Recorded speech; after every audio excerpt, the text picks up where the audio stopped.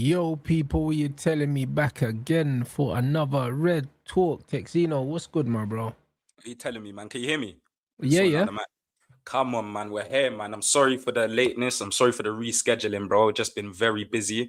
However, just finished a lovely football sesh in the soaking rain, bro. I might need to cut off the dreadlocks, bro. I swear, playing with dreadlocks in the rain is the worst thing ever. Apart from that, blood, all good, all good. What about yourself, brother?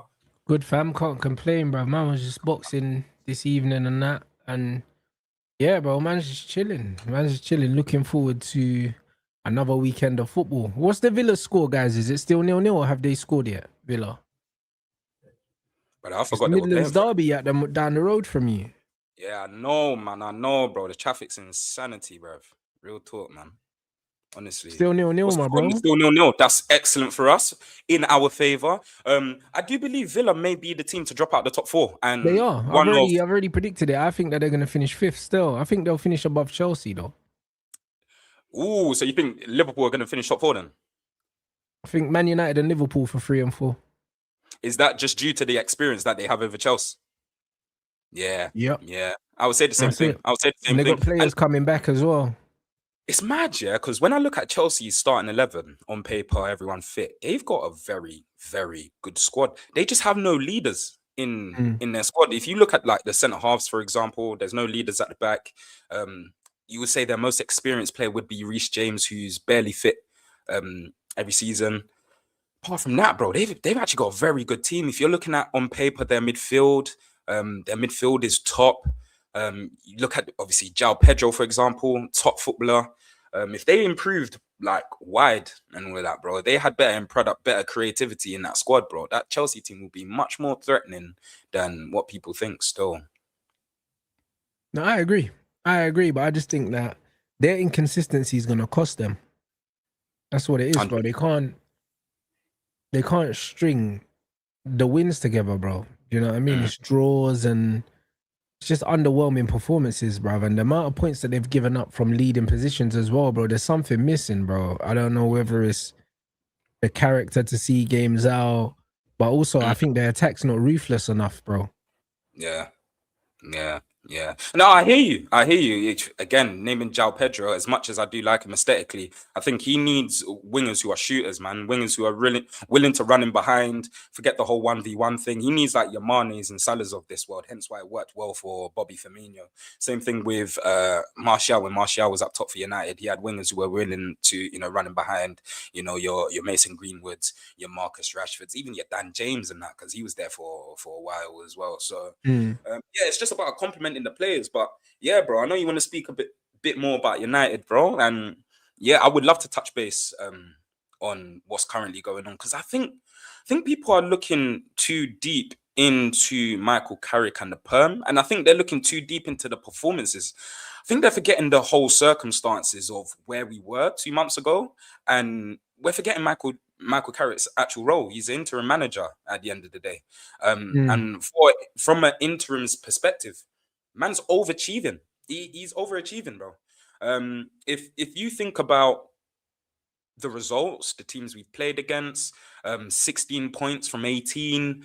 We're talking about being comfortable in the top four. Even if we draw, bro, we're still in the top four. We was Right. blaming Ruben Amorim and absolutely hammering Ruben Amorim for not capitalizing on obviously certain situations and other teams dropping points, bro. So I'm more than satisfied with what's going on at the moment.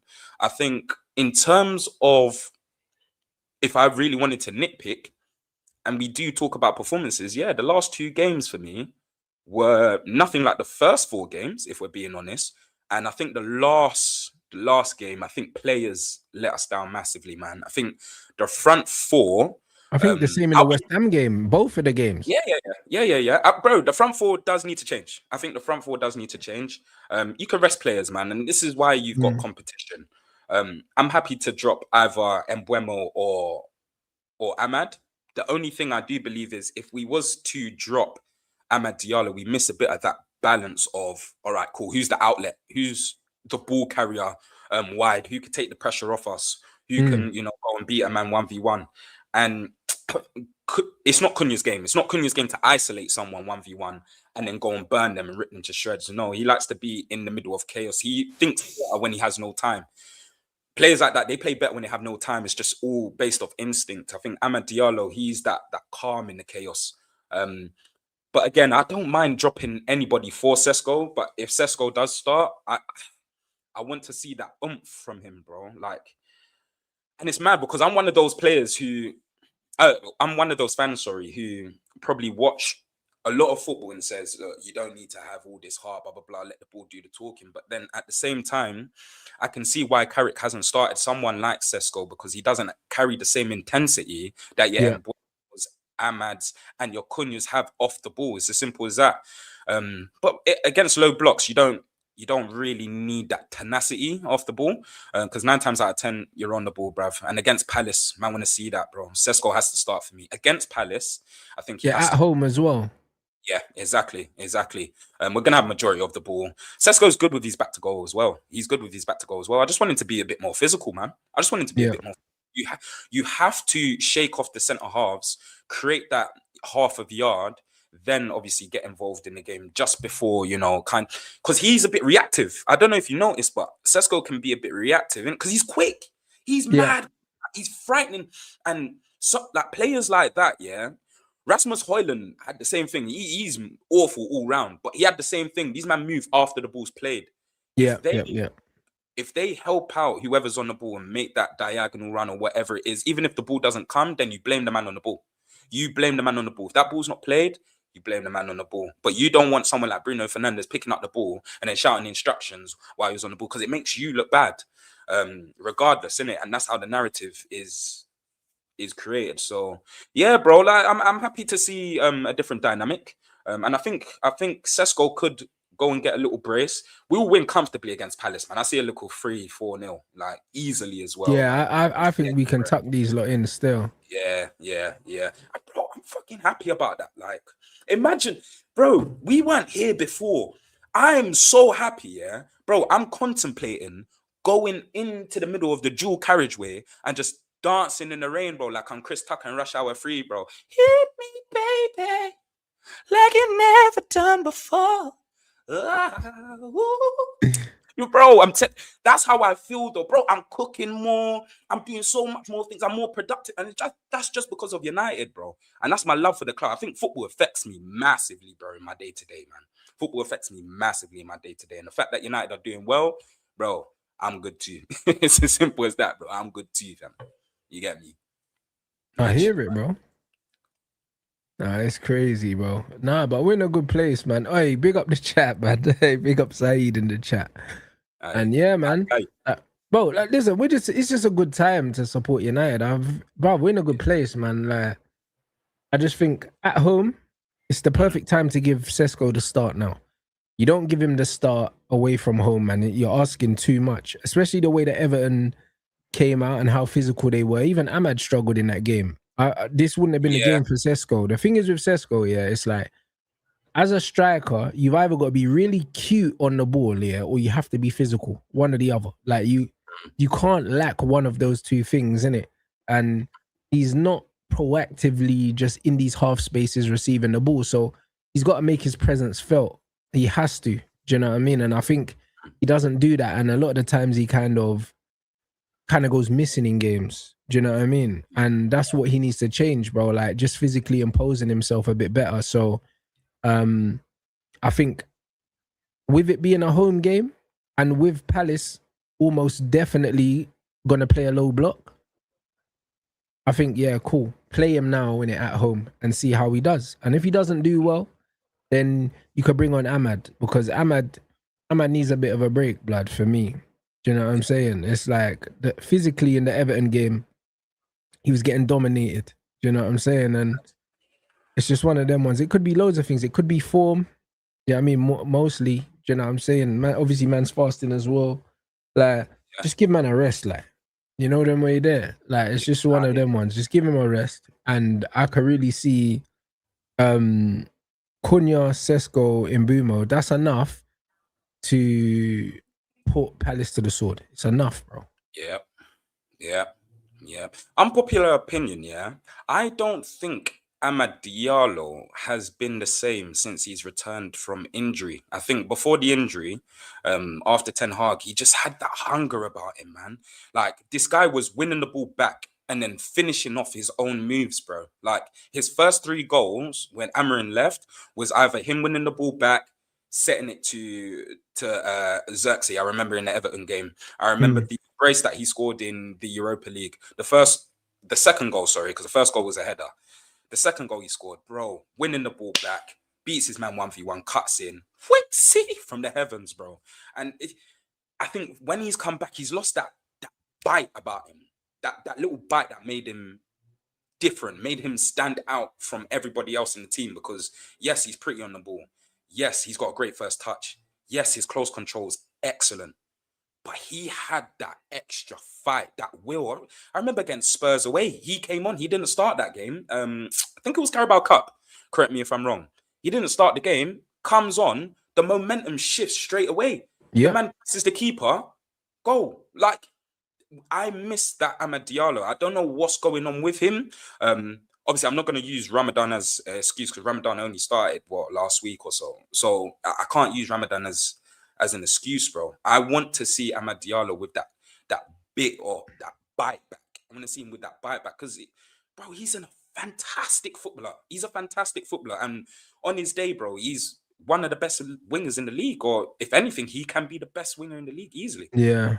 Easily. I think it's a mixture of things, though, because when you look at Amad, for instance, yeah, I think also the way that he's been used at the club in loads of different positions, it's very, very difficult to get any rhythm, blood. Do you know what I mean? And I just feel like his rhythm's been thrown off as well because he spent a lot of time playing wing back, and obviously his defensive contributions have improved, but it's been to the detriment of his attacking, bro. Like, his attacking is definitely not as potent as it was when he was playing on the wing under Ten Hag, blood. I think the wing back stints have turned him more into like a jack of all trades, and he's lost that killer instinct in attack, bro. And he just needs to get that back, innit? And that's why that's why Brian will get the heads up ahead of him, because Brian's a lot more ruthless. Yeah. Bro, in front of goal, I think you trust Mbeumo before anybody. I'm trying to think. Yeah, before anybody. Bruno, Sesko, Cunha. I just think he's a deadeye. He's an assassin. He's one of those, man, that you couldn't allow to shoot in the box from an early age in the cage, bro, because that man will sting the keeper's palms. Like, it's just ruthless, isn't it? But one thing also that I would like to speak about is the Mazraoui Dalot situation as well. I think when we're playing against teams where we're going to have majority of the ball, I don't want to see Diogo Dalot. And it's nothing against Dalot. Dalot has improved under Michael Carrick. He still has like some chaotic bozo moments. However, you would want someone like Mazraoui in these games, bro. I would like to see Carrick be a bit more ruthless and just play. Yeah, you know what? Michael Carrick's doing this. You know what I mean? If it's not broke, don't fix it situation. And bro, listen, I get it, innit? And then also, I think Dalot's got a certain amount of seniority in the dressing room because he's been there for a while. So I think Carrick is just trying not to upset the apple cart at the moment, innit? But you can see that Carrick understands the control that Maz gives us, because every time we need control, he brings Maz on. Do you know what I mean? So you understand. In one of the games, he subbed off Dalot for Mazraoui, and then Mazraoui ended up being integral in the goal. I think, was that the West Ham game? Was it the West Ham game that he subbed? The West Ham game was the one that Sesko scored the goal. No, it wasn't the West Ham. It was the Fulham game. I think he brought on Mazraoui, because it was the one when Sesko controlled it, then spun and. Oh yeah. Mazraoui played the ball down the line to Bruno, right? Didn't he? Yeah. It was Fulham, and he played the ball down the line to Mazraoui come on for Dalot in that game, and I think like when we need more balance and more control, he always brings on Maz. So he understands what Maz gives us in it, but he's being smart, innit? He's not just gonna just drag man out the team, on a bookie one, because he has to keep the spirits high. And obviously, because Maz was at the AFCON, it's the perfect excuse now to ease him in. And also because of Maz's because of like his injury record, even though it's been pretty decent, It's been pretty decent anyway. It's like there's no reason to rush Maz back into the team while Dallow's playing well enough. Do you know what I'm saying? Like, if Dallow starts stinking the gaff out, I trust Carrick to be ruthless and pull the trigger. But right now, I don't think there's any need to change anything, bro. Do you know what I mean? I'd leave everything exactly the same, bro, because we're playing well, bro. We're winning games. Villa are losing at the moment. And if Villa lose, that we can be third by the end of the weekend. We just need to win our game. Wow. And that means if Wolves were to get all 3 points, they will not statistically be the worst Premier League team ever. I think they will have about 12, 13 points now. Yeah, I think Derby went down with 11, didn't they? Yeah, 11. Yeah. Bro, I swear I still remember that season like it was yesterday, bruv. Still in Petrov, bruv. I'll never forget it, bro. Derby, halfway line, lobbed the keeper, joked. I will never, ever forget. That was the worst team I have ever seen in my life. But it's kind of sticking to the point anyways. If United were to finish third, right, and Luis Enrique was available and he says, I want the Manchester United job, Rants, what you doing?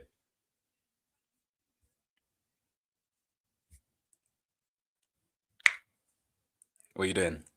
It's a tough decision, bro. It's difficult, bro. It's difficult. I'll be honest, bro. Like, it's not a popular opinion, but if Michael Carrick is third, I'm keeping him. Like, I don't care who's available. I just don't care, bro. Do you know what I mean? People are gonna say sentiment. It's not sentiment for me. It's not sentiment for me, bro, at all. It's my understanding of football and of this league, bro. Do you know what I mean? The Premier League makes cowards of so many people. You know them ones. And it's like, as much as I love Luis Enrique's football, yeah, I absolutely love it. With the players that we currently have at this club, yeah, it doesn't definitely work. It doesn't. Because we don't, because of the players we have. Do you know what I'm saying?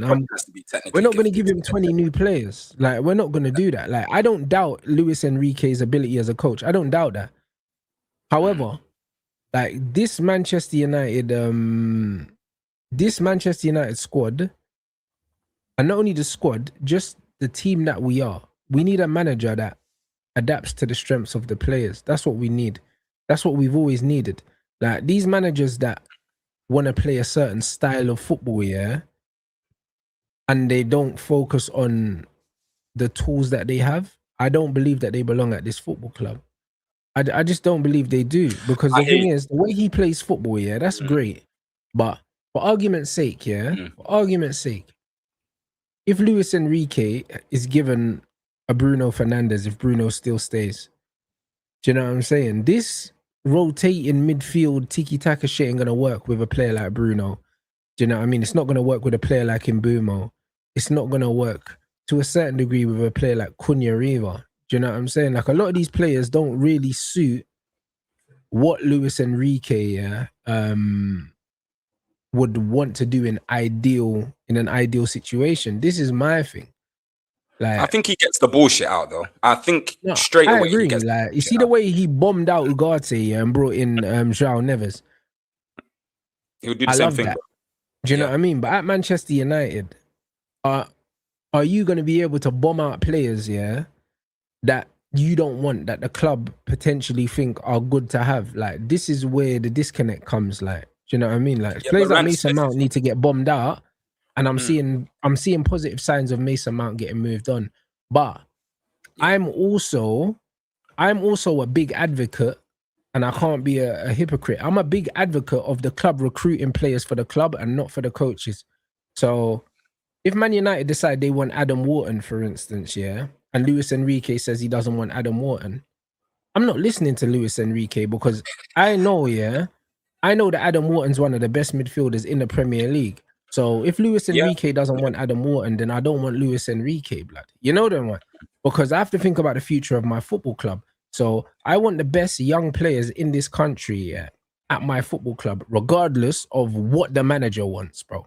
So I need a manager that can work with what he has. But to play devil's advocate to that, though, like, he's the one who was happy to greenlight Mbappe moving on. Sorry, and that's a big player. That's a big player that PSG wanted. I PSG fan. agree, but stylistically, Yeah. you could see why he wasn't too fussed about the Mbappe thing. Like, for instance, imagine we backed Ruben Amorim and got rid of Kobe Mainu. Imagine that. I know. Yeah. You But see what it's I'm saying? different. Yeah, but it's different. He's got a pedigree. He's got due diligence of, all right, getting rid of star players, but then I can replace them with a Ousmane Dembele, convert his position, and ensure that we at least go and challenge for the Champions League, let alone go win it.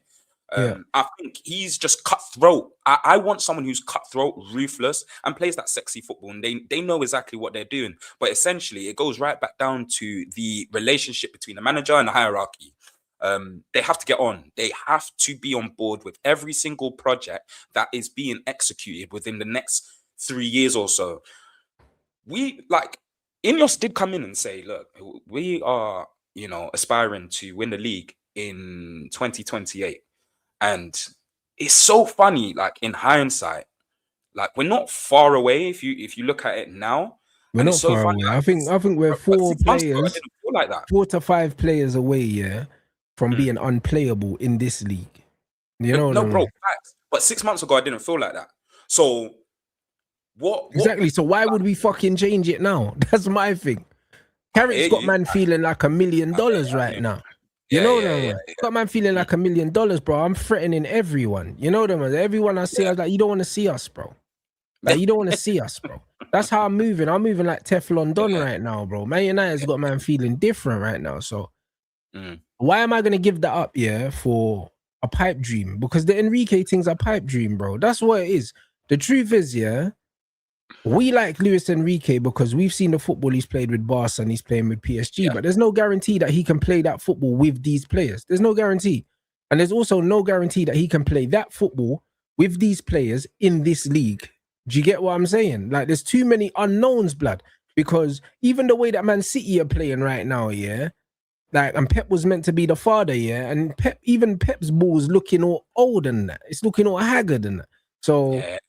But it's only like, now, bro, Arsenal top of the league and now. they're playing terrorist ball, blood. So, like, it's one of them ones where there's no guarantee, yeah, that Enrique's gonna come in, yeah, with the players that we have, be able to get these men to play the way PSG are playing, yeah, and then, yeah, still win the league, bro. Like, I feel like we got a better chance of winning the league if we play the way we're playing right now, bro. And that's defend like dogs and attack like fucking madmen, bro. And that's what we do.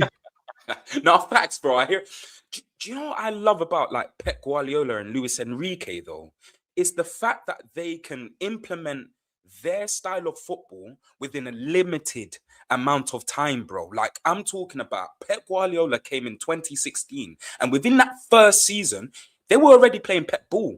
It was just bravo. He did not anticipate the league being this fast, strikers charging at him, putting him under pressure, etc., not pulling out of tackles. The fullbacks were dire, centre halves dire. He still had Di Michaelis at the back at that time, so he knew what he had to revamp.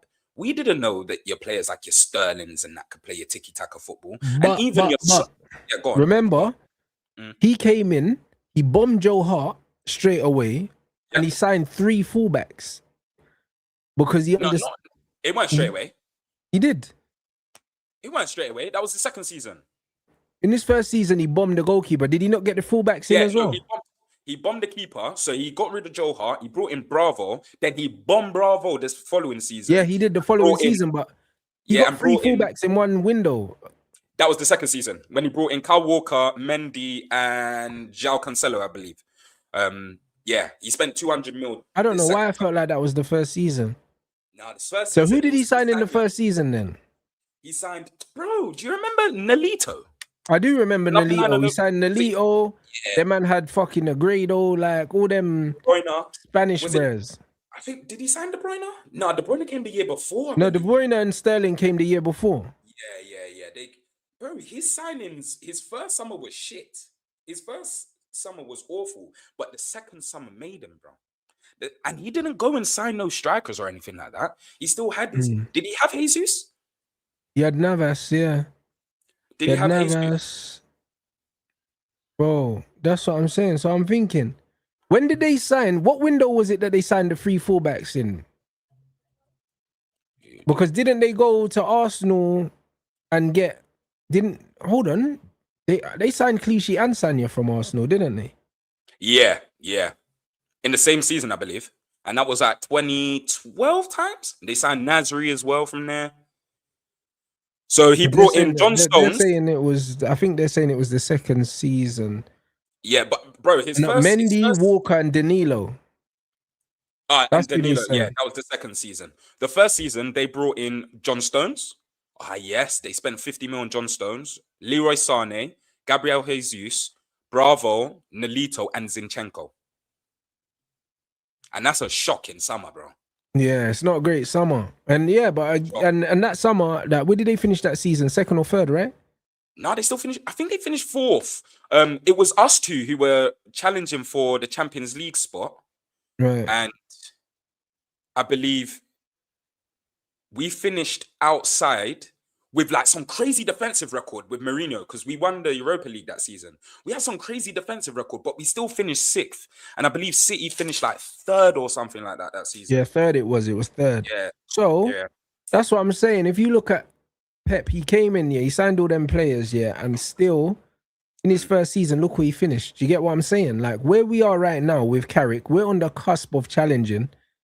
If we go and bring in Enrique, and we don't bring in specifically profiles that he wants and we bring in profiles that we want as a club, we could end up finishing third again or even going backwards in the first season, bro. And I just feel like the league is there to be challenged for next season, bro. Like genuinely, I believe we're one good window away from winning the league.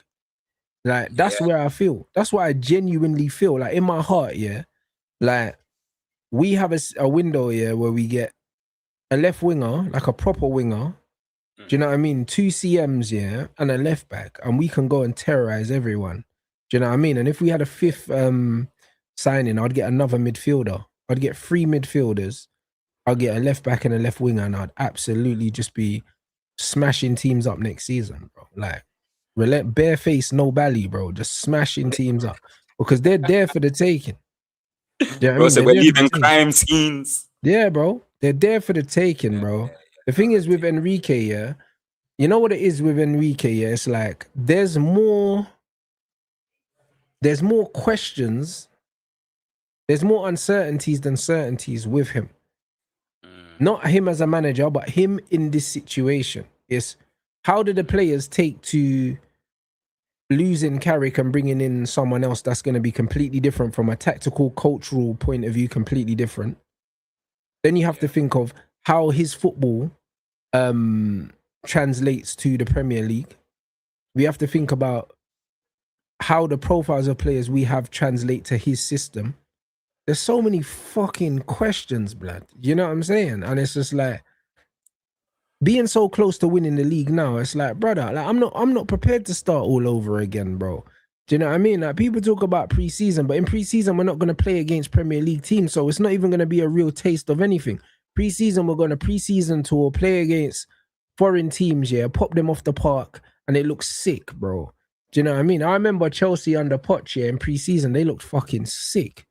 Do you know what I mean? I think they didn't lose a game in preseason, if I remember correctly, bro. They were smoking teams, Then they came to the Prem and they weren't doing shit. Do you know what I mean? Like, preseason don't really tell you nothing, bro. I'll be honest, like, bro, this is the same Chelsea team that just won the Club World Cup, bro, and these men are struggling to beat Sunderland and them teams there, like. So it's very difficult, to look at preseason and say, yo, all right, cool, we're gonna take this into the season. It very rarely does go like that. Yeah. No, I hear even you, in preseason, Tottenham, bro, remember the Super Cup? Tottenham were fisting up PSG, blood. Yeah. And now they're in a relegation battle. So no, bro, you got a point, I think you got a point. I just think because like Luis Enrique, he's such a special manager. Him and Pep are the only managers, again, bro. Like, I have to echo this point. They can implement their structure right away. And God knows what these men do on the training field, but you can just see what they're trying to do straight away. It's like everyone kind of being compact on the ball, triangle passes, 1-2 touch. There's not too many switches of play. They don't like the long balls, bro. They like to keep it short, snappy, secure type of thing. Centre backs, ball playing, centre halves, etc. I think someone like Enrique can come in, and especially with the players that we have, bro, as you said, we are going to be potentially even getting rid of your Brunos, and that. He can find a midfield competent enough for his style. 110%. Even if he was to go and get an Adam Wharton and Elliot Anderson, for example, bro, our team will look flipping scary with Luis Enrique. Absolutely scary. Lenny Euro at the back with the high line, bro, with his recovery pace. Like, yeah, bro, I think we can look crazy with Luis Enrique. But I'm still not ruling out Michael Carrick, bro, because I love it. And he's giving me that nostalgic feeling. I was saying it to my boy, big up Mords, shout out Mords. So I was in Manny yesterday, and I was with Mords, who's obviously another United creator. And the first thing I was saying to him was, what Carrick gives me is like, I know even with 20 minutes, 10 minutes to go, and the game's against us, we are still going to throw the kitchen sink at the opposition, and we are going to create a chance. We are going to create a chance. And that's what it's about, innit? It's like supporting United is not just about the moments, bro. It's a feeling, innit? I think United's the only club that gives you that feeling. Hence why we speak about nostalgia so much. And if we think like someone like Carrick can obviously come in and do the job, then, bro, I'm more than with it. I'm more than with it. It's something that I won't turn down. And everyone knows on here, bro, I'm ruthless, bro. And I've got standards, man. So, yeah, if it's not Enrique, I'll 100% take Carrick because there's nobody else out. Bro, I've been searching. I've been trying my best. There's nobody else out there that I will take. There's no one. There's no one attractive enough, bro. No Diddy. No, I hear it, bro. So, it's just one of them ones where I can't lie, bro. Like, I just think that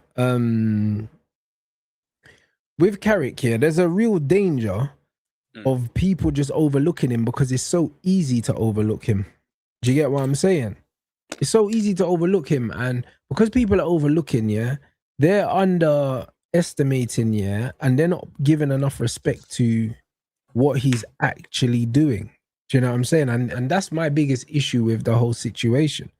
I'm not against Luis Enrique coming in. If Luis Enrique was to come in, for argument's sake, I don't believe he will, because I think there's too many factors as to why he wouldn't come in. But if Luis Enrique came in, amazing. Like, it's a big statement. It's a massive statement. It puts the league on notice. It says, "Oh, Man United mean business." It does all of those things, but then there's no fucking guarantees, bro. Do you know what I'm saying? Bro, all it does is unsettle the club again, and we've been unsettled so many times. Just like the Mourinho situation. I remember when Mourinho first came in. We thought this Mourinho thing was amazing. We were going to go head to head with Man City, El Clasicos in the Prem. Yeah, and it didn't work out like that. It didn't work out like that at all, bro. I personally used to think he had a vendetta against United just because of the way he used to play against. And he used to be, he had Fergie's number. 9 times out of 10, Mourinho had Fergie's number. He's probably one of the only managers, him and Pep, obviously. Now, when Mourinho first came in, he came in and Pep came in. So it was like, okay, the Premier League's back. This rivalry of, the El Clasico has now come to the Manchester Derby type of thing. And it's now like, all right, cool. United are going to take that extra step, or they're going to challenge at least. You're 110% right. But then even when I look at Mourinho was still a dinosaur coming into that United team with young players who love to dance, your Lingards, it's that people with personalities. He's not really that type of guy, bro. Do you get what I'm saying? I feel like someone like Enrique, bro, he can get us playing the sexiest football to a point where we know we're winning the next game. Like, it's guaranteed. We're like, we're playing Palace, smoke, 6-0. Like how City were, bro. When City were Centurions, or they had your Sterling, Sane's, etc., bro, it was like, all right, cool. These men are going to rock up to even Selhurst Park, and they're going to turn them over. That's how United need to be now. Like, we need to turn over team. That fear factor has to come back. I don't want anyone being in the tunnel and thinking that they've got a chance. They need to lose the game mentally in the tunnel while they're walking out, bro, and listening to the Premier League theme music, bro. It's as simple as that. And I think we can get right back to that level. We've just got to show that sort of intention, bro. You get it? If we show that the intention, we're good.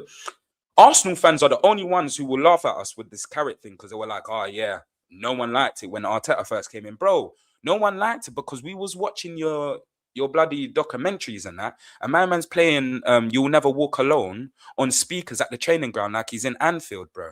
Like, for me, that's childish. That's something that, like, my coaches in school will do. You know, like school coaches were the worst.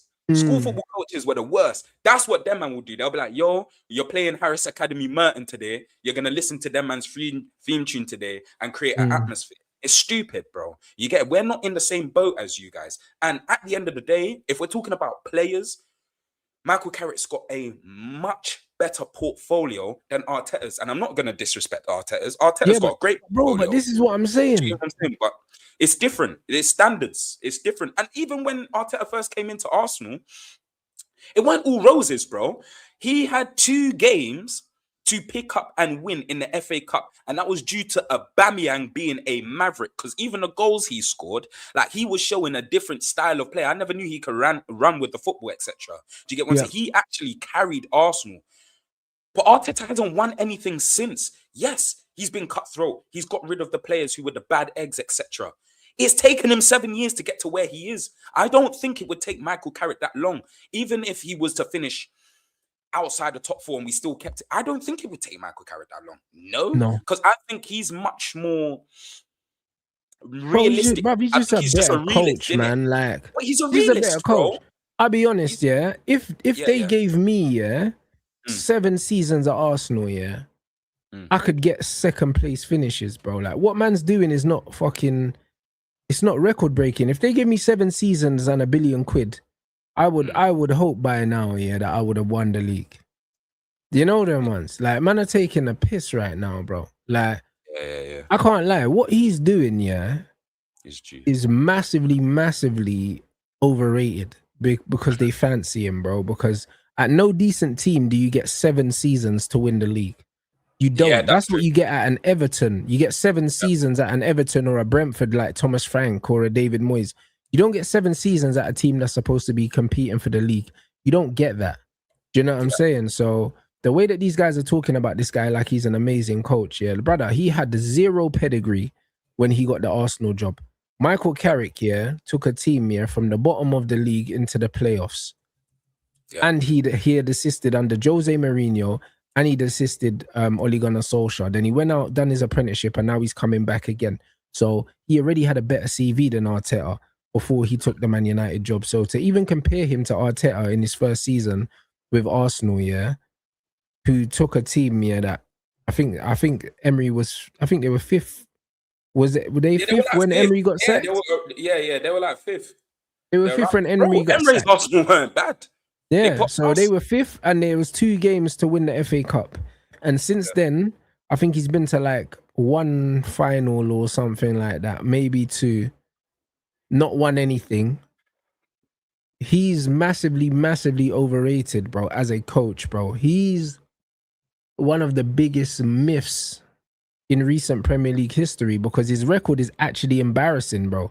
I think Lee Gunner told me that this is the furthest they've got in the FA Cup or something since they won it, bro. Their man kept getting knocked out in the early rounds, bro. So his actual legacy so far as a coach at Arsenal has been diabolically shit. Do you know what I mean? Let's not beat around the bush. Do you know what I'm saying? Like, 1 cup final since fucking lockdown, bro. Do you know what I'm saying? Bro, when you put it in perspective like that, that is awful. Because how many United cup finals have we been in? And we're talking about since what, 2017? Since 2017, we would have been in at least 8, I think. Yeah, because 2017 we was in a cup final, FA Cup against Chelsea, and we lost. Yeah. Or was that 2018? What year was that?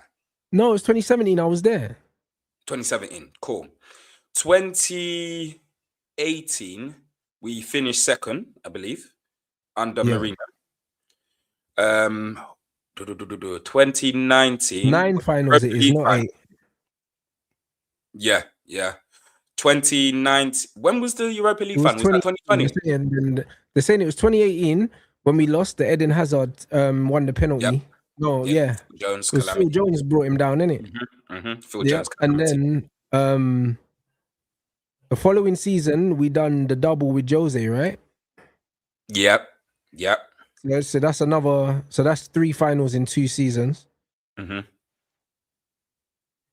Yeah, and then obviously we got to a final with Oli because we got to a European final with Oli.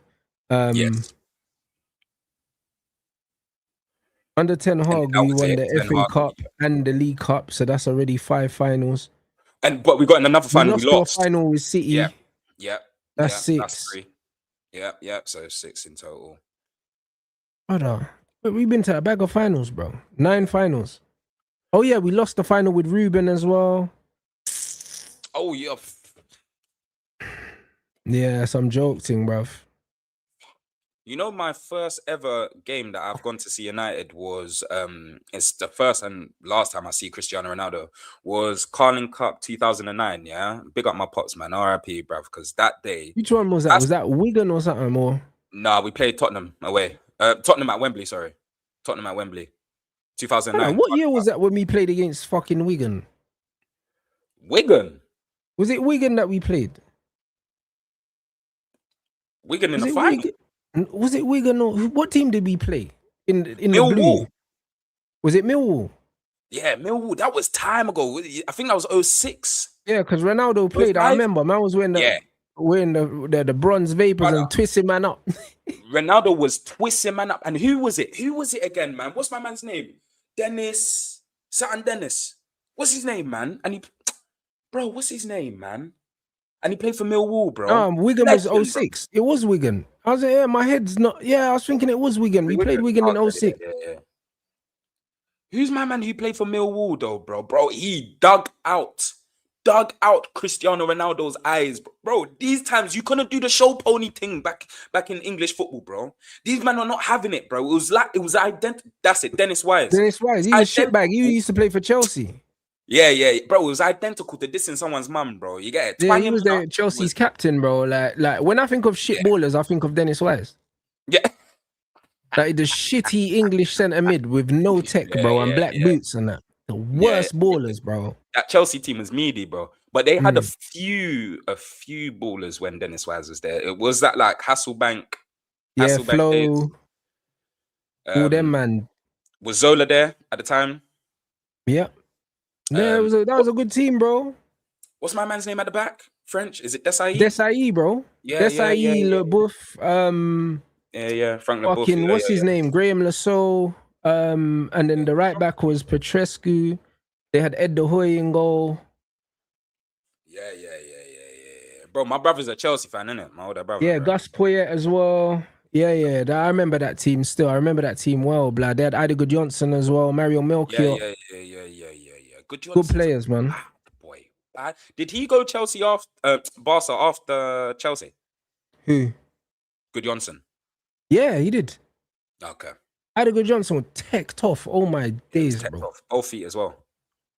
Bruv, teched off, bro. You know what I mean? That's what I'm saying. So, like, that's how long, like, bro, Man United have had this final heritage, bro. Like, we just get to finals, broski. This is why I was so adamant that we sack Erik Ten Hag, because I said, bro, it's not an achievement at Man United to get to a final. We do it no matter who the gaffer is. Like, Oli was literally 1 penalty kick away from being a European champion, bro. Like, people forget that. Yeah. Do you know what I mean? Like, Ollie's time at Man United was not like a complete bust, bro. If David De Gea binses that penalty, yeah, and their keeper misses, bro, Ollie's a European champion, just like that. Same with fucking Ruben Amorim. This guy could have been a European champion, bro, and we finished 15th. Do you see what I'm saying? So, like, when you're a Man United manager, you're almost guaranteed to make a final every other year, bro. I agree. Bare minimum. I agree. Bare minimum. So, because of that, that's not enough to keep your job, bro, because that just comes with the territory getting to these finals. Yeah. No, facts, bro. I hear it. If there was any player that you could bring from United legend, anyone from the previous squads into today's squad, someone that we're potentially missing, and there's only one player, who would you bring back?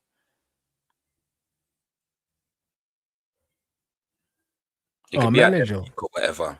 A player, bro. A player, bro. Yeah, Michael Carrick. Okay, bro. I thought you were saying bring back Fergie. I was about to say nah, bro. No, Michael Carrick, bro. I'll be honest, bro. We are dying, yeah, for a deep lying playmaker so bad, like we're dying for that. Like people don't understand, yeah, that the way that we're playing right now, yeah, the only thing that's missing. You see games like the West Ham games and the Everton game. The reason why it took us so long to break down these teams is because we don't have our Michael Carrick. Because everyone was talking about how well Lissandro was doing in the West Ham game. Why? Because Lissandro was stepping into midfield and getting his foot on the ball and trying to break lines. But if we had a Carrick in there, bro, Carrick would have just been dropping passes in there, bro. He would have just opened up the space. Do you get what I'm saying? Like both feet just popping it through the lines. That's exactly what we're missing. This is why I need Adam Wharton.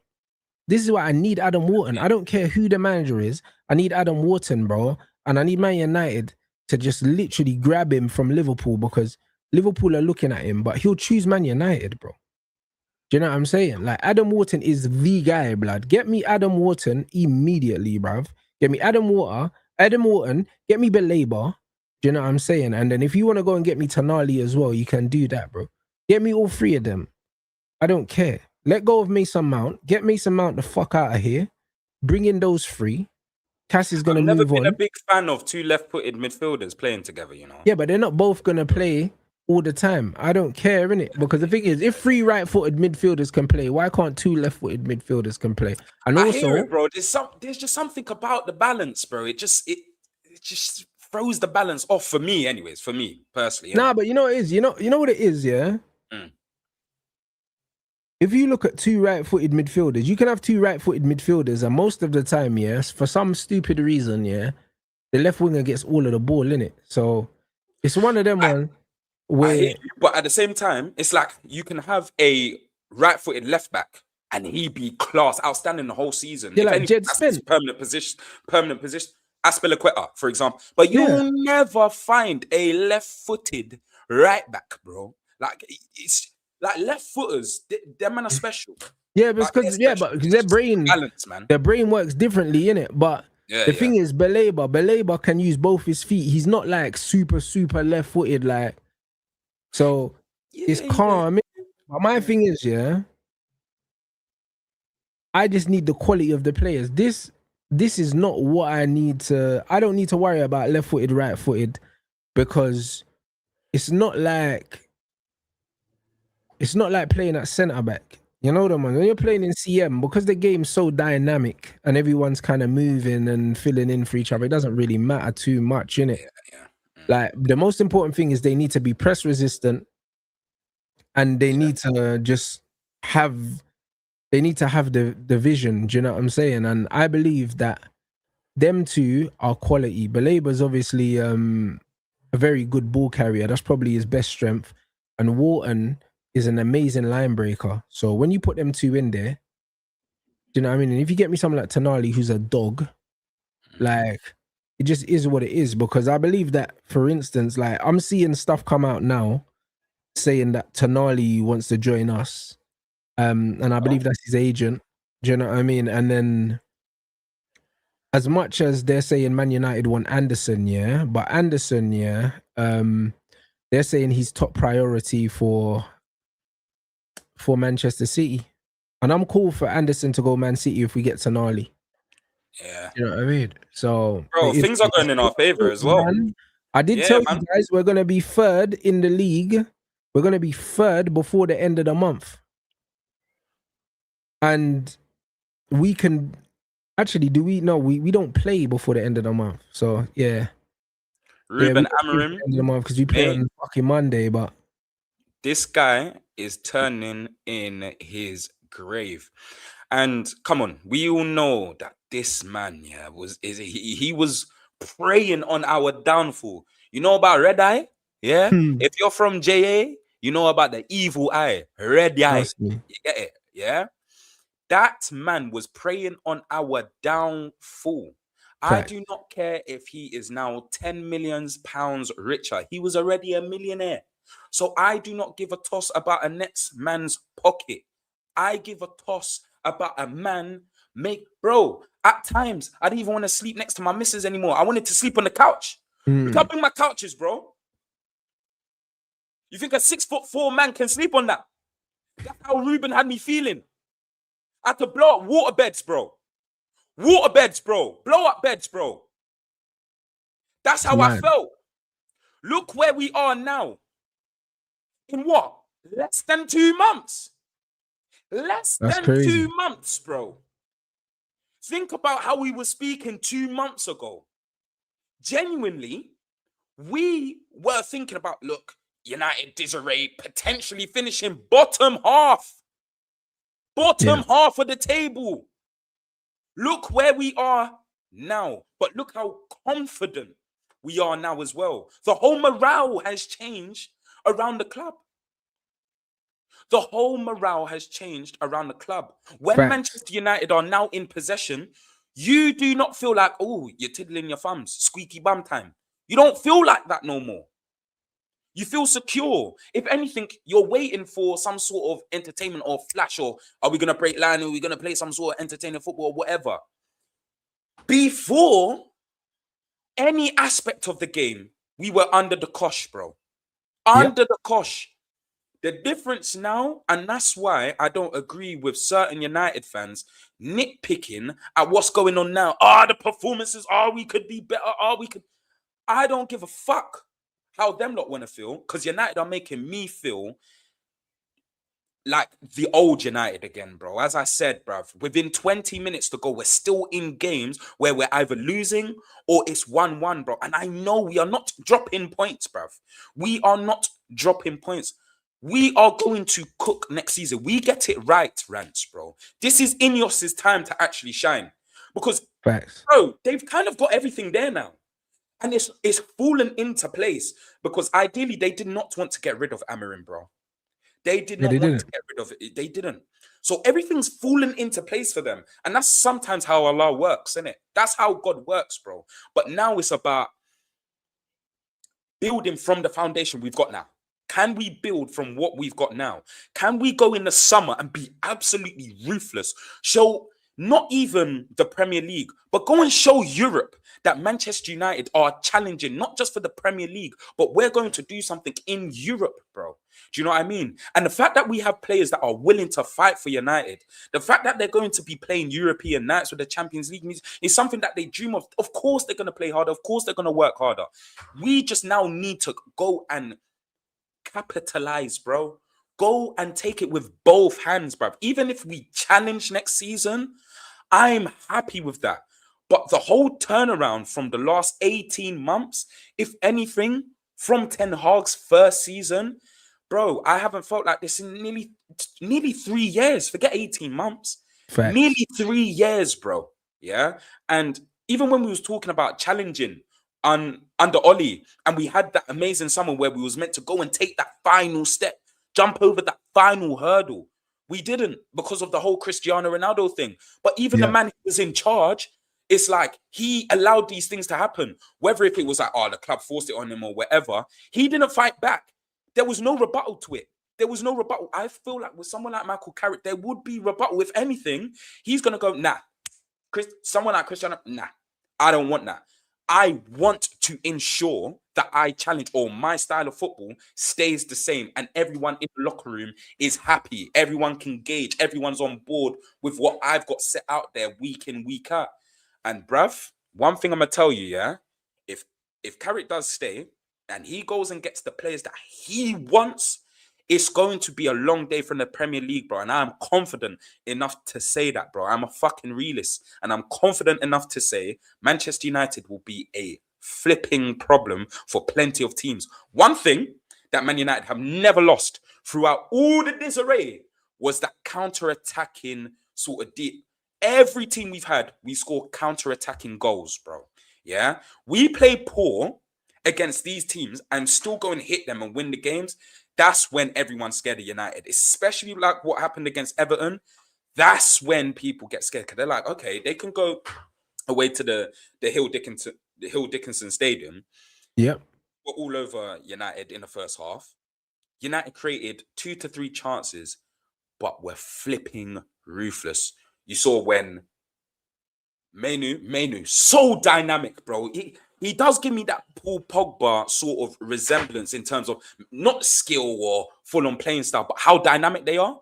If they go wide, they can almost transition to a winger, and they just become a bit skillful, silky. They'll beat a man and whip it in the box. But players like that, they need a free role for me, bro. Yeah, no, they need to roam and just cause havoc. You need to give them freedom to see the space and exploit the space. Do you know what I mean? You don't really, you don't shackle players like that. Facts. But no, but I think we're doing our thing, bro. Like, I can't lie, bro. Wolves beating Aston Villa for us, and the fact that we're playing at home as well, absolutely amazing, bro. Do you know what I'm saying? I think that this is the perfect situation for us to go into this game confident and go in there and punch up Crystal Palace, make an absolute statement, and get into third place. Because this is what it is. Like, we'll go third on goal difference or something like that. But the gap is closed now, and they have to play us at Old Trafford as well. So, sensation. Who's the last of the top 6 that we still are yet to play? No, we played all of them, but we need to play them all again. Like, and bro, they've got Man City on the last day of the season, Villa. So Villa have to play Chelsea, us, and Man City. They're fucked. Oh, shit. Yeah, they're fucked, mate. So we've still got Liverpool. Villa don't have a better goal difference than us, not anymore. No, we're ahead of them. We got a better goal difference than Villa. Who've we still got to play out? We got to play Chelsea at Stamford Bridge and Liverpool at Old Trafford. Bro, I don't know about you guys in chat. You can chip in, but I love going away at the Bridge, you know. There's something about like the away limbs. We're gonna tuck them in, bro. Yeah, bro. I love going away to the Bridge, bro. Like, I love going away to the Etihad as well, man. Not when they play us off the park, but I just love the limbs. And when you silence those away fans and the momentum swinging your way, bro, I love it, bro. Yeah.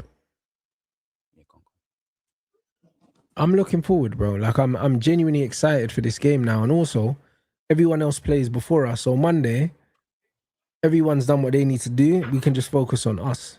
You get me? And then we don't play again till Sunday, I think. You get me? So they play on Monday and then they get what? Yeah. So it's like 5 days to the next game. 6 days.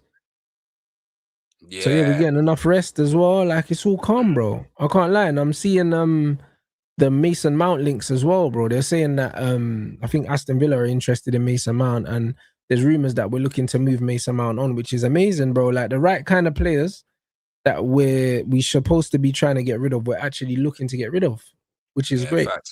Tell him go Everton or something, man.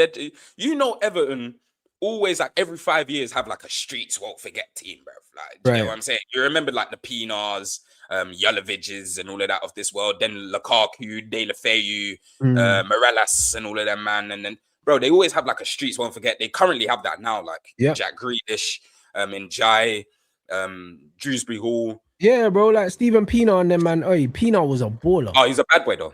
Yeah, he was a bad boy, man. Crazy baller. Nah, he was a bad boy, bro. Bro, I'm not gonna lie, he broke my heart, man. He broke my heart, man. 2012, bro. It's that Everton game to why yes, bro. It's that Everton game to why we lost the league, bro. You get me, bro? And that final day, I'm telling you, I remember it like it was yesterday, bro. I had a trophy evening, bro. I had a let me show you. Bro. Let me get out the trophy to Rants Club. Where's the trophy? HS Sports 2012. Look at this, yeah? See that year, yeah? 2011, 2012. Yeah. Yeah? My trophy evening. Yeah. Players player. Yeah? Amazing season of mine, bro. Bad boy number 8 season, yeah? I've come home with my killie LT, big him up. No, we've gone to my boy Josh's house, sorry. And I've gone with my older brother, yeah? So it's me, my older brother, my boy LT, my boy Josh, and Josh's grandparents, yeah? Me, Josh, all of his grandparents, all a United household. My brother's the only... person who supports a team who's an outsider. He's a Chelsea fan. Mm.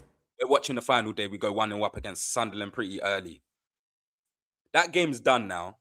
And, bro, majority... Like, our TV was on the Sunderland United game, but it kept switching to the QPR game. So we saw Zabaleta score 1-0. Bro, we was fuming, pissed. The celebration's done. But then, 2-1. Obviously, Jamie Mackey scored a diving header to make it 2-1 or whatever. So we're like, yo, bro, we're going to win the league. Our game's done. Phil Jones. Best. I'm telling you, pigmentation. Just everyone's celebrating. And the game goes right onto the City game, bro. And I promise you, I said it to my boy. As soon as Dzeko scored that header, I said, bro, I don't have a good feeling. I said, bro, I don't have a good feeling, bro. And the one time I've ever shed a tear with football, bro. Pissed, bro. I left the house, bro. I walked home, bro. I was fuming. My house is like 7 minutes away, bro. My brother started driving that year. I walked home, bro. The all I heard was Aguero. And my brother had the audacity to celebrate in front of my face, fam. Yeah, but you know what the best thing about them times were, Tex? You could just turn off your TV, yeah? And it was all over. There was no social media. You know that one? Facts. I could just turn off my TV, yeah, and pretend it never happened. Like, you can't do that no more.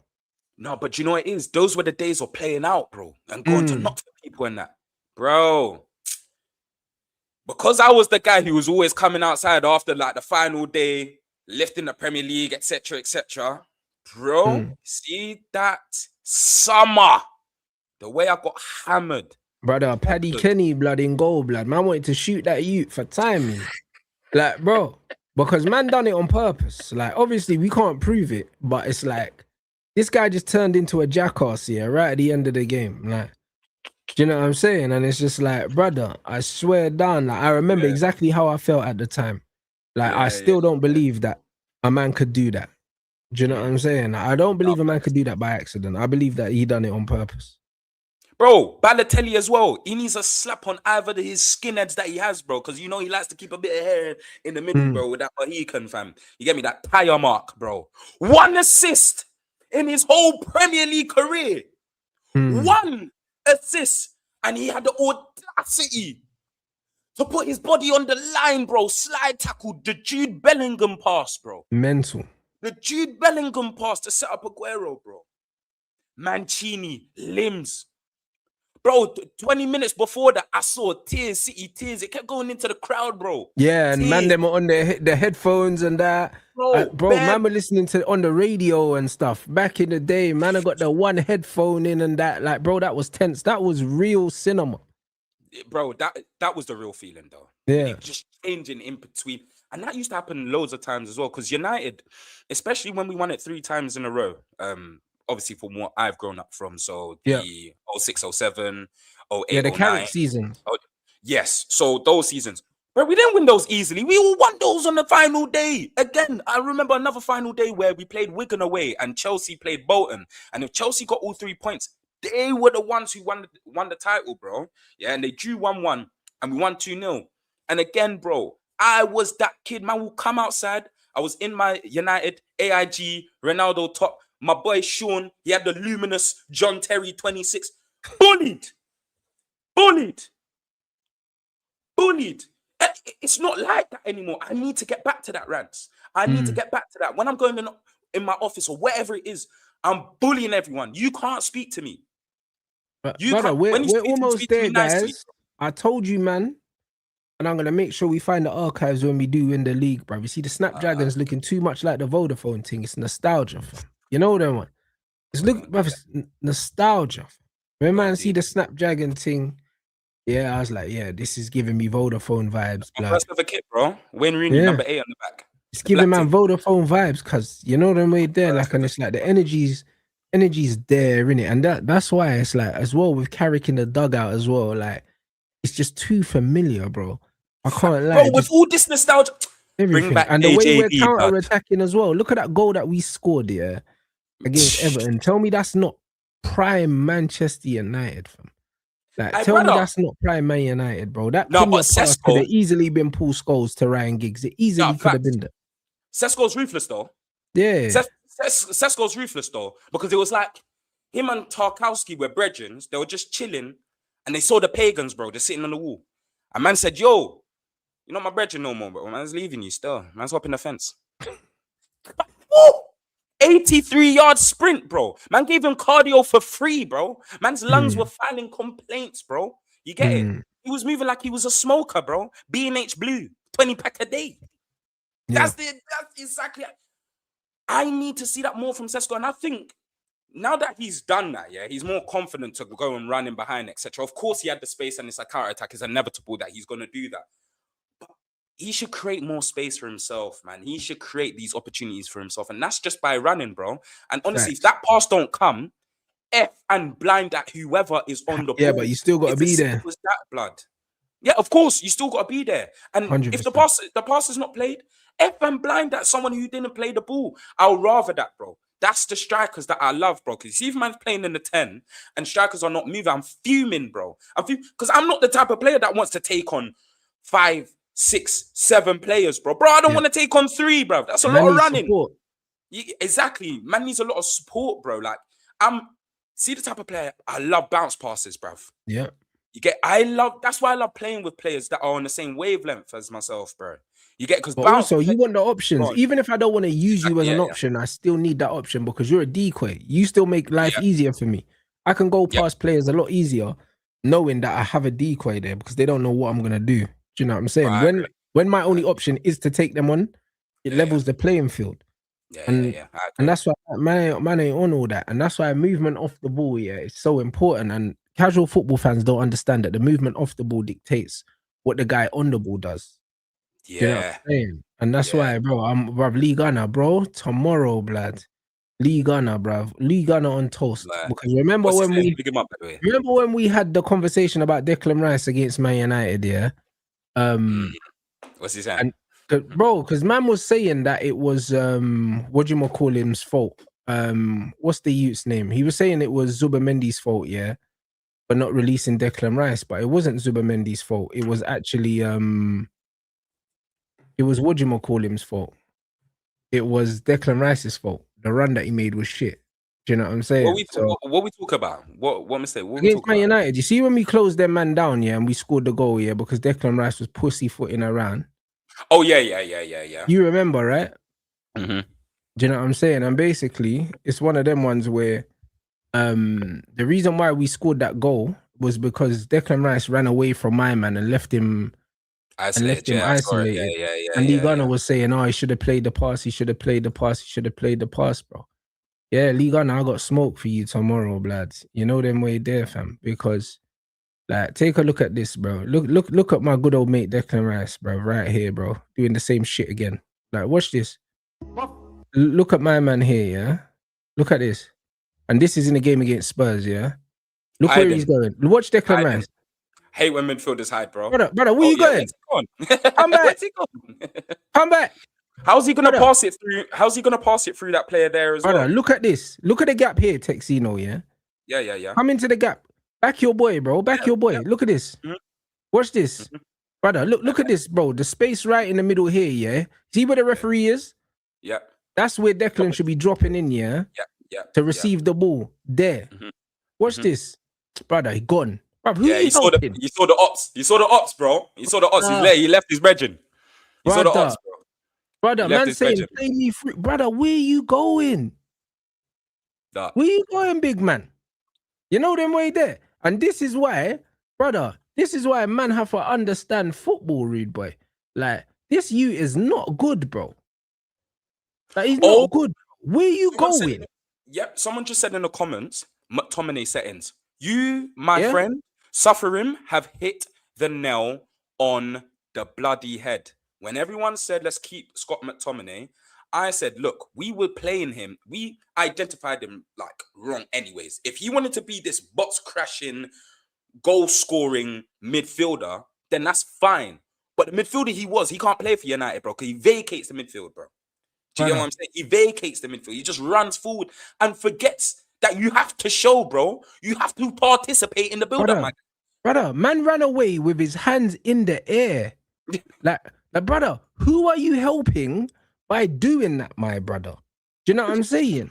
Like I Yeah. said it, bro. If the man them are in beef, yeah, you run towards the beef to back it. You don't run away from it and then say, "Yeah, I was trying to show you where to go." Like, brother, what? Like, brother, I said man's to in you that trouble. I You hate need players to, that hide. brother. If I'm in trouble, you need to come and help me, bro. Yeah. Why are you running away, bruv? The run that Declan Rice made absolutely zero sense. Like, No where are sense. you going, blood? And he Yeah. done the same thing to Zubamendi, and the man said, "Oh, Zubamendi should have played it first time through the gap." Like, brother, what, Yeah. brother? If you want the ball, you show for the fucking ball. You don't run away from it, bro. Exactly. It's as simple as that. Like, It's what as are you simple as that. doing? And this is what players do, yeah, to trick people into believing they want the ball when they don't want it. That's what they do, Oh, bro. bro. McTominay That's been what doing Eze's it. been doing. That's Mason what Eze's Mount been does doing at that Arsenal. shit. Yeah. I hate that, bro. Yeah, Midfielders I hate it. standing Yeah. in between the lines, yeah, but they're covered. Like, man can't see you, bro. Like, where you going, bruv? You're a CM, so why are you making centre forward runs? Because that's a centre forward run. That's Hey, a Sesko run, blood. Why are you making Sesko runs, blood? Rants, but this is why you're my brother, because you've heard me on here say about Mason Mount specifically. I said this man has talent, like he has great technique, but if you're hiding, what does that even mean? If you are hiding in the pockets behind other CDMs, behind centre halves, behind fullbacks, what is the point? And that's exactly what Eze is doing. That's why Yeah, if his you are confidence is in signing the for bin, Eze, though, exactly, man. bro, exactly, because if you're signing for a club like your Arsenal's, I don't care if you go and bag 5 goals against Spurs in 2 games, bro. It's Spurs, bro, and at the end of the day, they are poor, bruv. Everyone's And the way dunking that on Spurs. It's crazy, innit? exactly, and look at the goals that Eze's scoring, bro. These goals, they're all falling to him, you know. Yeah. Nothing has been like he's not Yeah, creating you're none of right. it, or he's not a part of the build-up. Everything's falling to him, bro. How many goals have been he's picked up Even the the second first goal? goal against Spurs, blood, the touch was Exactly. blinky. The first The one. touch was booky, but the finish was excellent, to be Yeah. fair. The second goal fell to him. His hat-trick goal fell to him. Like, bro, when you're hiding, when you are a top footballer, it's evident. If you're someone like myself, yourself, watching and spectating the game, bro, you can see it as an instinct, because me and you both know that the game's won in the middle of the park. Absolutely. What is the middle of the park doing in order to affect the game? How are they helping their team? And if you're a hider, hate it, bro. You have me effing and blinding at the TV, bro. You're getting millions. You're getting millions a year to do these things. You have to be brave. If you're playing in the middle of the park, be brave. If your touch is poor, that's down to you, bro. But at least show for the ball. You saw Kobe mainly do it in his first ever game for us against West Ham. He lost the ball and West Ham went and scored. But the fact that he still had the courage to go and get the ball, I knew that that's a baller there. I know that that's a baller there because he's got the right mentality, bruv. You get me? If United go and pick up your Adam Waters and all of that, as you're saying, yeah, players who don't shy or hide away, because, bro, like, I think that's the difference between us dominating teams from start to finish. It's just personnel, because Michael Carrick set the framework up. If he has possession-based ballers like that, I believe we just start bopping teams, bro. Because the reason why we don't keep the pressure on is only because we don't have the personnel. Bruno doesn't fit that. You know what I'm saying? And players like Mbeumo don't really fit that. So it's like, do you know what I'm saying? We don't really have possession-based players. We've got players that are technically competent, but like Mazraoui's a possession baller. Dallo, not so much. Like, Dallo can do the basics, but you don't want Dallo in a rondo, blood. Do you know what I'm saying? Oh, no chance. He's them type of man that you accidentally hit his shin and that. That's it. And especially when he's being pressed, that's when he underhits a pass and then we're in trouble. Do you know what I mean? So it's one of them ones where I think that personnel upgrade will send us to the moon, bruv, because the actual framework of what Carrick's actually put together, bro, it's been flawless, bro. Like, you can't criticize it unless you genuinely just have an issue with him, because even this notion that at any point in Man United's history that we played great football every single week is an absolute myth, bro. Because there were some weeks where we had to get it out the mud, Reed boy. Like, no matter what season it was, no matter how many Premier League titles we won, FA Cups we won, there were loads of games where we had to get it out the mud, Reed boy. Do you know what I'm saying? Like we literally did have to. There were games where it was a super shit game, and then you know what I mean, Van Nistelrooy was like dragging one over the line or something like that, bro. There's games where we were stinking it, bro. You know what I mean? But we still got the dub, bro. And no one was saying, oh, you know what? The performance weren't good enough. Bro, we took the 3 points. Do you know what I'm saying? And we kept it moving, brother. And that's what we're doing right now. And then on Monday, we take the 3 points against Crystal Palace and we keep it moving. And then we're third in the league. And that's another team looking up at Manchester United, bro. Yeah, facts, bro. Facts. Hey, that comment sent me to the moon, though, bro. I can imagine this is Donny having like an American accent as well, because he said dude. Like, and I said, Dallo, the type of dude to forget the lighter at a smoke session. That is hilarious, bro. Like Pineapple Express settings, fam. Like, he's one of those guys, isn't it? Smoke newspapers and that, bruv. Man ain't got no Rizzler. He said, "Bunny, man, getting a newspaper." Yeah, that's it. On Sunday, 2 p.m. we're playing. We played on Monday last game, innit? But yeah, Sunday we're there anyway. You already know what time it is. Tomorrow, guys, midday show with Lee Gunner. I'm gonna schedule that now. And then the show with Deluded is gonna be probably at like 2 o'clock. You get me? And then I'll have a premiere in the evening. Because I'm going to the boxing. I'm in fucking York Hall tomorrow. My guy's fighting for the British title, man. So Alfie Clegg, he fights out my gym. So he's fighting for the British title. And who's the champion? Another one of my guys. I think it's vacant, bruv. I think it's vacant. So he's fighting another brother for the British title, and then another brother, Bilal, won the British title, brought back to the gym last week, blood. So we got 2 British titles in 2 weeks, blood. They come into the gym, hopefully. So man's got to go and support. You might know about my brother, you know. Close, bro. Like, grown up with, bro. He was in my uncle's house the other day, bro. Just with bare Adidas, different trainers and that. Alois Jr. Yeah, of course. I know who he is. That's my brother, bro, listen, bro. He's supposed to be fighting my guy, Vidal Riley, innit, bro? You know Oh, is it? Yeah, that's my killie, you know, bro. And you know them ones. Vidal's my guy, blood. Them man are supposed to be fighting each other. You know what I mean? So yeah, bro. It's that needs to. That fade needs to run soon. Wes. Yeah, me and his older brother Wes used to kick ball behind Sainsbury's in Penge, and he's techie because what's his name? Ex-Palace baller called Sully Kaikai. He he played against us, by the way, when we played Cambridge in, I believe it was like FA Cup or something, like 2018 or something.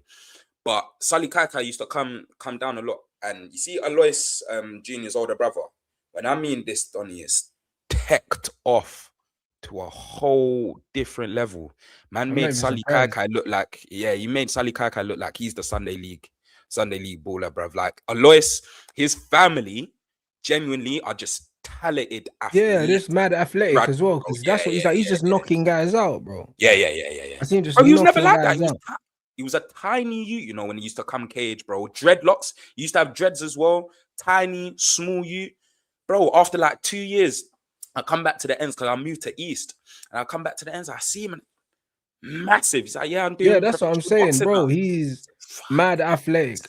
Mad athletic, bro. Yeah, man, they're built different. You know what I mean? So yeah, man. Like loads of boxing. There's loads of boxing, bruv. So I'm at York Hall this Saturday.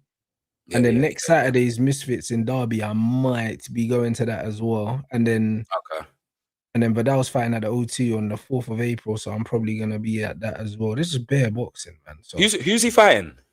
Some Eastern European bro. I think how do you pronounce his name? Masternik or something? I can't remember.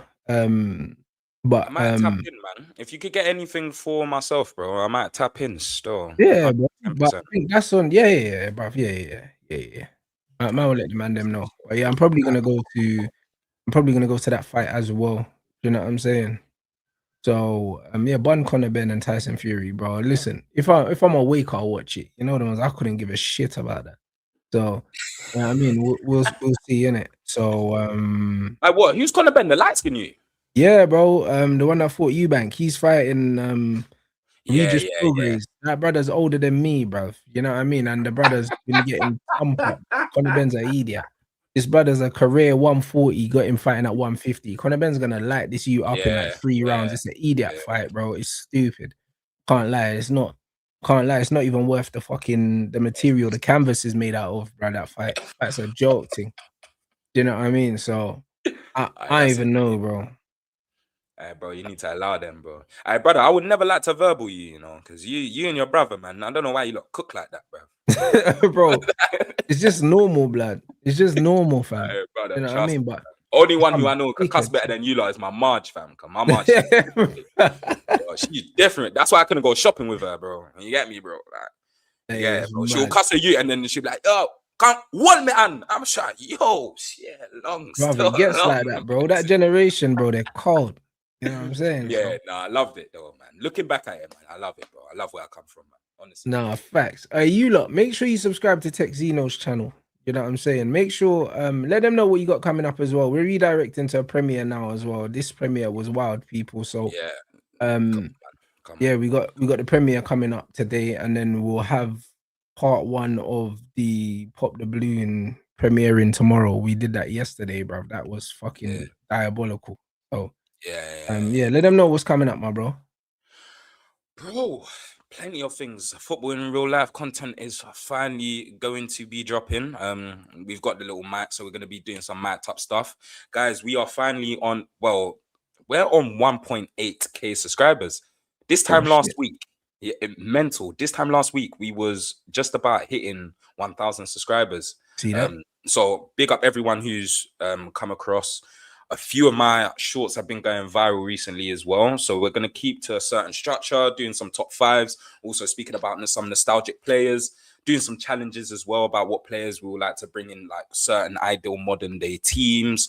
So plenty of things, plenty of content coming up, guys. You're going to see, obviously, I've got something massive in the pipeline with a massive brand that we're cooking up, some sort of series as well. So you'll see that drop soon, and we're cooking, guys, man. So I hope everyone just, especially in the chat, mentally, I hope you're all good. Keep your health, keep working, keep grinding. No diddy. Go get that bread, man, and make sure you all have a good night, bruv. Just depending on where you are in the country, bruv. And Rants, big up every time. Thanks for obviously rescheduling to today, bruv, and having that patience with myself, mate. All good, my brother. Do you know what I mean? Big up everyone inside. We're gonna redirect to the premiere. Make sure you hit the like on the way in, and also the merch store is live. I'm going to connect that to the YouTube, so it's gonna start coming up under the videos. I just need to integrate that now, so I'm probably gonna do that while the premiere's on. But yeah, man. Big up everyone inside. Make sure you run up the likes, and I will see you guys.